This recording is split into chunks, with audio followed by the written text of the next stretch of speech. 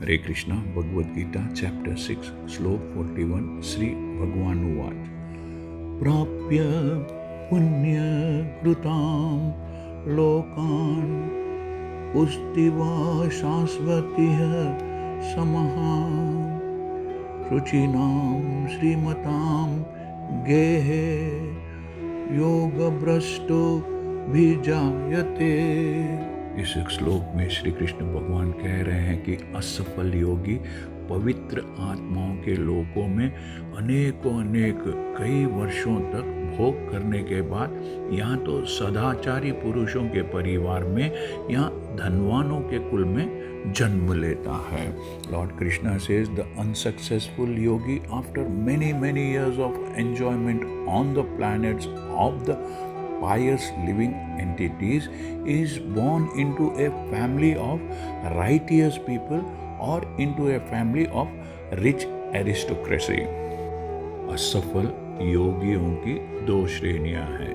एक वे जो बहुत थोड़ी उन्नति के बाद ही भ्रष्ट होते हैं, दूसरे वे जो दीर्घ काल तक बहुत समय तक योग या अभ्यास के बाद भ्रष्ट होते हैं। The unsuccessful yogi are divided into two classes. One is fallen after very little progress and one is fallen after long practice of yoga. जो योगी थोड़े से अभ्यास के बाद भ्रष्ट होता है, अटक जाता है, वह स्वर्ग लोक को जाता है जहाँ केवल पुण्य आत्माओं को प्रविष्ट होने दिया जाता है। वहाँ पर वह दीर्घ काल तक बहुत समय तक रहने के बाद उसे पुनः इस लोक में भेजा जाता है, पृथ्वी लोक में भेजा जाता है, जिससे वह किसी सदाचारी ब्राह्मण वैष्णव के कुल में या धनवान वाणिज्य के कुल में जन्म ले सके। The Yogi who falls after a short period of practice goes to the higher planets where pious living entities are allowed to enter. After prolonged life there, he is sent back again to this planet to take birth in the family of a righteous Brahmana, Vaishnava or of aristocratic families. योगाभ्यास का वास्तविक उद्देश्य, real purpose, Krishna भावनामृत की सर्वोच्च सिद्धि, Krishna consciousness के highest perfection प्राप्त करना है, जैसा कि इस अध्याय के इस चैप्टर के अंतिम लास्ट श्लोक में बताया गया है। किंतु जो इतने अध्यवयासी नहीं होते और जो भौतिक प्रलोभनों के कारण असफल हो जाते हैं, उन्हें अपने भौतिक इच्छाओं की पूर्ति करने की अनुमति दी जाती है। The real purpose of yoga practice is to achieve the highest perfection of Krishna consciousness. But those who do not persevere to such an extent and fail due to material engagements are allowed by the grace of the Lord to make full utilization of their material propensities.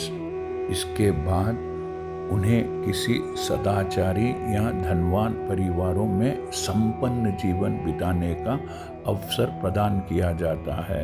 ऐसे परिवारों में जन्म लेने वाले इस सुविधाओं का लाभ उठाते हुए अपने आप को पूर्ण कृष्ण भावनामृत तक ऊपर ले जाते हैं। And after that they are given opportunities to live prosperous life in righteous or aristocratic families. Those who are born in such families may take advantage of the facilities and try to elevate themselves to full Krishna consciousness. इस श्लोक में यह स्पष्टता से बताया जा रहा है कि एक योगी 3 प्रकार से अपना आपको कृष्ण भावनामृत में ढाल सकते हैं। एक वह होता है जो कृष्ण भावनामृत में प्रगति तो करता है, किंतु कुछ ही समय में ड्यूरिंग ए शॉर्ट पीरियड ही उसमें से भटक जाता है और सांसारिक क्रियाओं में व्यस्त हो जाता है। दूसरा योगी वह होता है जो बहुत लंबे समय तक कृष्ण भावनामृत में स्थित रहता है और फिर अंत में उसमें से भटक जाता है और सांसारिक क्रियाओं में व्यस्त हो जाता है। और तीसरे प्रकार का योगी वह होता है जो आजीवन, all throughout the life, अंतिम समय तक, till the end of his life, Krishna भावनामृत में रहता है।